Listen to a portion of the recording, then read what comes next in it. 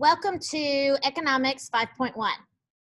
In topic 5, we are going to talk about different ways you can organize your business. I hope that many of you one day own your own business, whether it's your primary job or it could be a side job. I have always had several side jobs, even before I graduated college. I make cheer bows on the side. I judge cheerleading on the side. They are not jobs that can sustain me, but they are a nice extra income, and they are set up as a business. So hopefully everybody will pay attention and be interested in this because everybody is capable of owning their own business. So the first one we're going to talk about are sole proprietorships. And the reason the word sole is in there is because there is a single owner, one, just one. We're going to talk about the advantages and disadvantages. Here is a YouTube video that you could always watch that really explains it very well. So let's talk about our vocabulary words. So sole proprietorship is a business that's owned and managed by a single individual. And the reason it says owned and managed is if you owned it and someone else managed it, it's not going to be a sole proprietorship. It's going to be a different type of business. And sole proprietorship is a type of business organization. And this is the ownership structure of a company or firm. And I remember when I opened my business, I had my proposal together so I could go get my loan. I was running it by my dad because he had owned a business and he read it. And, you know, I was sitting there going, oh, yay, I hope he says great things. He was like, this looks great, but how are you going to set your company up? And I just kind of was like, like that. It's in there. He said, no, it's not in here. And I'm like, well, how would you set it up? Trying to not act like I didn't know what he was talking about. And he said, well, or do you want to be a sole proprietorship? Do you want to be a partnership? Do you want to be an LLC? And I'm just like, oh, wow. Did not have a clue about any of it. And I ended up setting it up as an LLC. And we'll talk about that one a little bit later. The biggest thing with business organizations is you need to know how likely you are to be sued, because we're going to talk about liability. And that's one of the biggest things. There's certain ways you can set your company up that protects you better in case you're sued. Now, again, so why wouldn't everybody do that structure? It's more expensive. And take my mask off. It's more expensive. There are some more taxes involved sometimes. A little more difficult to run, but it would protect you better. However, if you're selling something like artwork or, you know, like I sell cheer bows, I judge cheerleading, it's not likely to be a business that's going to cause harm to someone that I could be sued for. So it's easier to be a sole proprietorship. Business license. We have talked about this in topic 4. This is authorization to operate a business that's issued by the local government. I have a business license in Hendersonville or Sumner County. It's about $20. Zoning laws. We have zoning laws in Hendersonville, in Davidson, and Nashville, and it pretty much says like this is residential, this is commercial, so that you don't have a house and somebody slaps a Chick-fil-A right next door to you, even though that'd be good for you, food-wise, traffic-wise, you'd hate it. Even within residential, there's different zoning laws. Are they single-family homes? Are they multi-family homes, apartments, townhomes? In commercial, there's different ones. Is it retail? So does it have traffic? You know, a lot of traffic coming in. You can have warehouse, which is very little traffic except employees. I know when I had my business, I was in Hermitage. The zoning laws were much more relaxed there. I needed warehouse space, commercial warehouse space, tall ceilings, but it needed to be retail where people were coming in and out the door. There wasn't any in Hendersonville. There are now because there's cheerleading gyms now because they've changed the zoning laws. They had to physically go and have the zoning law changed to allow it. Liability. This is your obligation to pay a debt. And it's also used a lot in being sued, because if you're sued and the person wins, then you now have a liability to pay them whatever that judgment is. Fringe benefits. These are payments to employees other than wages or salary. Many of you probably work somewhere where you get a discount on food. My husband works at Bass Pro. He gets a discount on stuff that he buys. Those are fringe benefits. Something other than wages or salary. Now, there's a saying that says, if you love what you're doing, you'll never work a day in your life. Yeah, y'all are at a great time in your life when the world is ahead of you, and you have the ability right now to try to figure out what you want to do. You know, what if you've got like here, it says a website that reviews video games because you're like, you love video games. You want a video game 24/7, or you love baseball and you open up a baseball camp, or you just love detailing cars. You know, you find something that you love doing and it's your own business, that's fantastic. But you're also going to have to know how to organize the business. What's going to be the way that benefits you the best? Now, the entrepreneurial spirit is really alive in sole proprietorships. You don't have to have a partner. You don't have to answer to anybody. Right here, this is an art fair. These artists are more than likely sole proprietors because, again, who's going to sue you for buying your painting? Now, somebody will probably say, well, if they, you know, say it's a Picasso and it's not, well, then now we're talking criminal offense. Okay, now you're getting into criminal.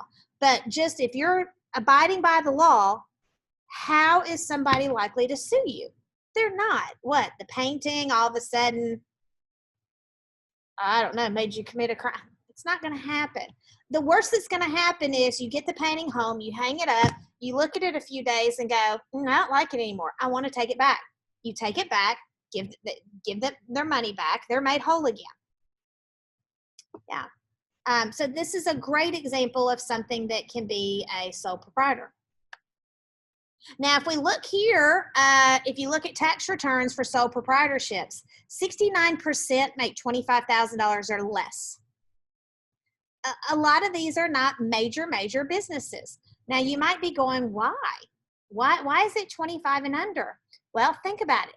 If your business gets so big that you can't handle it, and we'll talk about this later, you're probably not going to need to be a sole proprietor anymore. You're probably going to need to be a partnership or an LLC and hire more employees.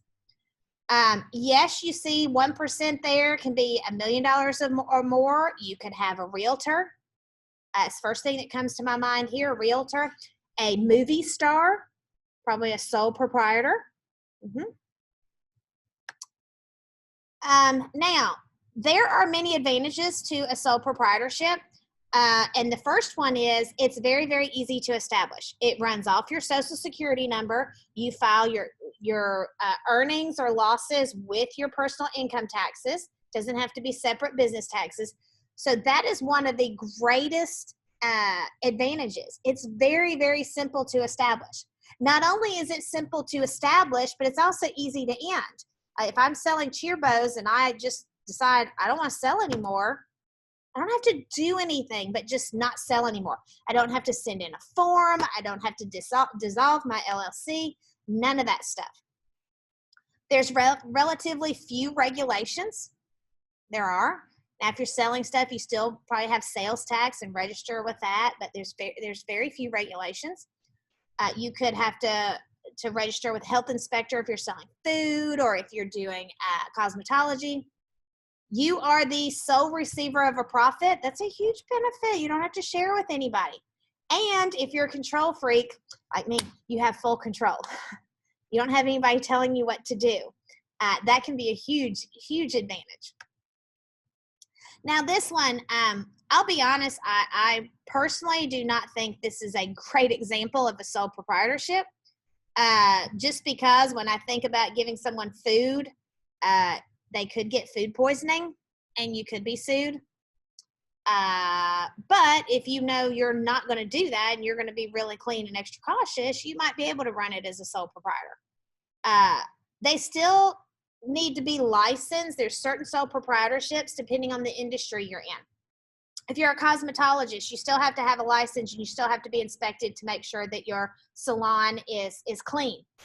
If you're selling food, you still have to be inspected. We all see the, what is it, the TV, the news. I can't even think of it. The news where they're like, oh, this restaurant got a 24, and everybody's like, ew, I'm not eating there. They have to be inspected to make sure that they are following guidelines. Now, how do you make a profit? Well, you got to make sure your income less your expenses equals your profit. Income's got to be greater than your expenses. And this holds true even in your personal life. Your payroll needs to be higher than what you spend each month so that you have savings. It's like profit. However, just like anything, there's good and bads, there's trade-offs. The independence of a sole proprietorship that it gives you, there's also a high degree of responsibility, and that's the negative part that we're getting ready to talk about. The biggest one, you have unlimited personal liability. Now, you're probably sitting here going, I have no idea what that means. What are you talking about? Well, one, and I'll talk about the business I owned. I took out a loan for the equipment for everything. If my business had failed, I still had to personally pay the loan back because I guaranteed it. I couldn't have said, oh, well, the business failed. It didn't work out like I thought it would, so I can't afford to pay it back. No, you're going to have to pay it back. The second one, and this is the biggest one, this is why I said you need to ask, is there a likelihood you can be sued? I taught tumbling. Yes, injuries can happen all the time. Break a finger, sprain an ankle, tear an ACL, and even possibly death if someone landed on their neck the wrong way. And no matter how much we try to prevent it, accidents can happen. So I chose to be an LLC, and here's why. If you're a sole proprietorship and someone sues you and wins, they can go after your company assets and your personal assets. And what I mean by personal assets is if you have equity in your home, they can take it. If you have equity in your car, they can take it. Anything you have of value, they can take it to pay off that liability from being sued, okay? Anything. Now, as an LLC, and we'll get to this later, but LLC and corporations, they could only take company assets. So had I been sued in my business, they could have shut my business down. They could have owned my business and taken it over, but they couldn't have come after my house, my savings account, any bank account, my cars, anything I personally owned. That was protected. That's why it's called a limited liability. Again, this one has unlimited. You have limited access to resources. And the next slide will show a construction worker. Let's say you love doing tile work. If you work for a company, they're going to have all the tools you need. You're not going to have any startup costs.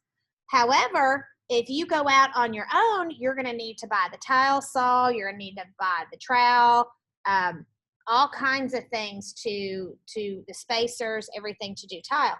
So that's where you have limited access to resources. You're going to have to fund them all. And the other thing is lack of permanence.